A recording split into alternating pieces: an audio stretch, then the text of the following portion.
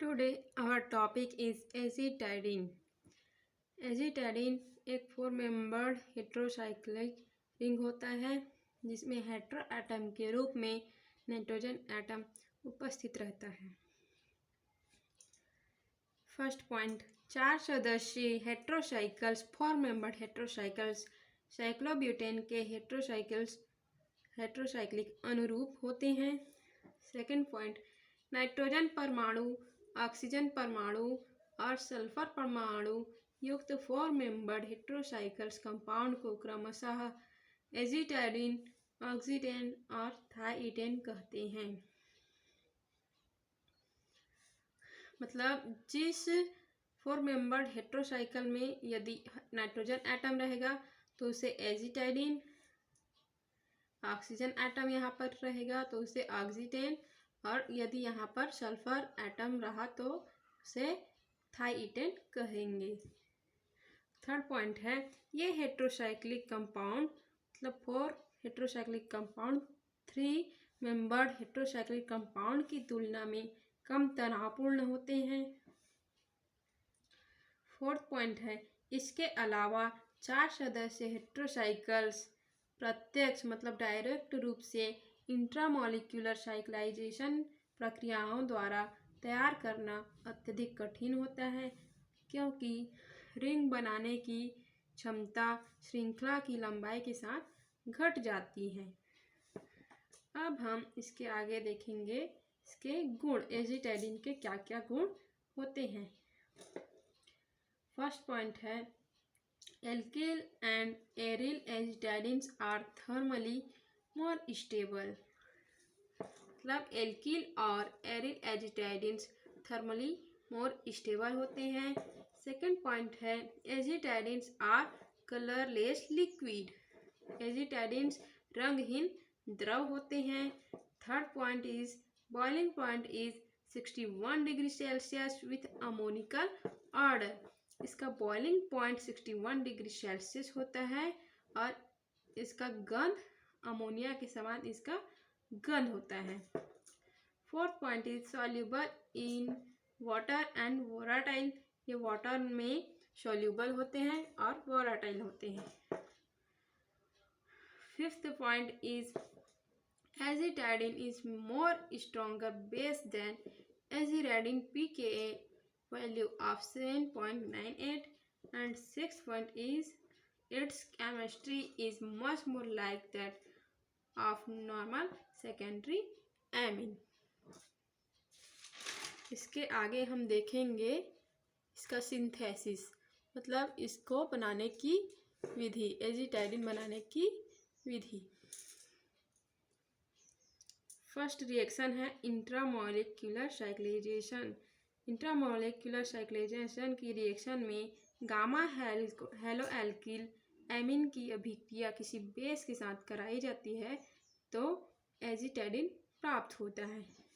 यहाँ पर हम लेंगे गामा हेलो एल्किल एमीन, जिसकी अभिक्रिया बेस के साथ कराने पर क्या प्राप्त होगा हमें, एजिटाइडिन। यहाँ से H और Br बाहर निकल जाएगा तो हमें एजिटाइडिन यहाँ सिंपली रूप से प्राप्त हो जाएगा। सेकेंड रिएक्शन है साइक्लो एडिशन रिएक्शन।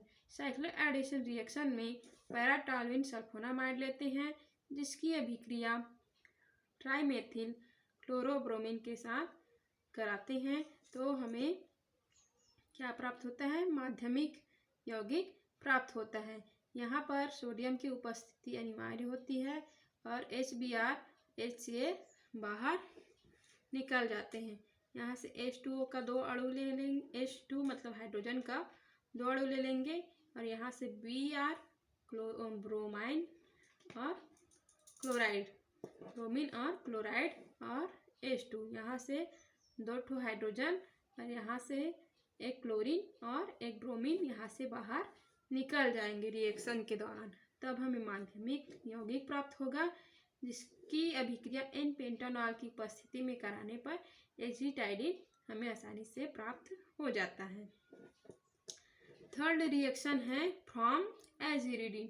एजिरिडिन से हम एजिटाइडिन कैसे प्राप्त करेंगे, तो यहाँ पर हम लेंगे एजिरिडीन, जिसकी अभिक्रिया सल्फर इलाइड्स के साथ कराएंगे तब इंटरमीडिएट के रूप में ये यौगिक प्राप्त होगा। यहाँ से HCr आ जाएगा, जिसके ऊपर में CH3 मॉलिक्यूल आ जाएंगे, उसके नीचे में CH2NR आ जाएगा। फिर साइक्लाइजेशन की रिएक्शन होगी तो एजिटाइडिन बन जाएगा। नेक्स्ट रिएक्शन में देखेंगे, फोर्थ रिएक्शन है फ्रॉम ऑक्सीडेन। एपिक्लोरोहाइड्रिन एमीन के साथ अभिक्रिया करके 1 एल्किल एमीन 3 क्लोरो 2 एल्केनॉल्स देता है। 1 एल्किल एमीन 3 क्लोरो 2 एल्केनॉल्स देता है, जो 50 डिग्री सेल्सियस पर गर्म करने पर 50 डिग्री सेल्सियस पर इसको गर्म करेंगे तो हमें क्या प्राप्त होगा? 3 हाइड्रोक्सी एजिटाइडिन। हमें 3 हाइड्रोक्सी एजिटाइडिन प्राप्त होगा। इसके आगे देखेंगे ring opening reaction. Ring opening reaction में फर्स्ट में हम H2O2 के द्वारा रिंग एजिटाइडिन का रिंग ओपन करेंगे। इन दोनों की अभिक्रिया होगी, एजिटाइडिन और हाइड्रोजन परऑक्साइड की रिएक्शन होगी तो एक्रोलीन के रूप में रिंग ओपनिंग हो जाएगा। एक अणु अमोनिया प्राप्त होगी और एक अणु जल का प्राप्त हो जाएगा। यहाँ पर सेकेंड रिएक्शन हम कराएंगे HCl हाइड्रोक्लोराइड के साथ। हाइड्रोक्लोराइड के साथ इसकी अभिक्रिया कराएंगे तो हमें क्या प्राप्त होगा? 3 क्लोरो प्रोपिल हाइड्रोक्लोराइड एमीन प्राप्त होगा। यहाँ से ये रिंग ओपन हो जाएगा, Cl यहाँ जुड़ जाएगा, CH2 CH2 और NH यहाँ से एक हाइड्रोजन के इसके साथ जुड़ जाएगा तो NH2 हो जाएगा। फिर एक Cl अणु यहाँ पर आ जाएगा इसका और 1 Cl अणु इस हाइड्रोजन के साथ यहाँ पर आ जाएगा तो HCl ये अलग से अणु बन जाएगा। तीसरी अभिक्रिया कराएंगे CH2 कार्बन डाइसल्फाइड के साथ। यहाँ पर लेंगे 2 मॉलिक्यूल एजिटाइडिन का लेंगे, जिसकी अभिक्रिया कार्बन डाइसल्फाइड के साथ कराएंगे तो यहाँ पर एजिटाइडिन का लवण हमें प्राप्त होगा। Thank you.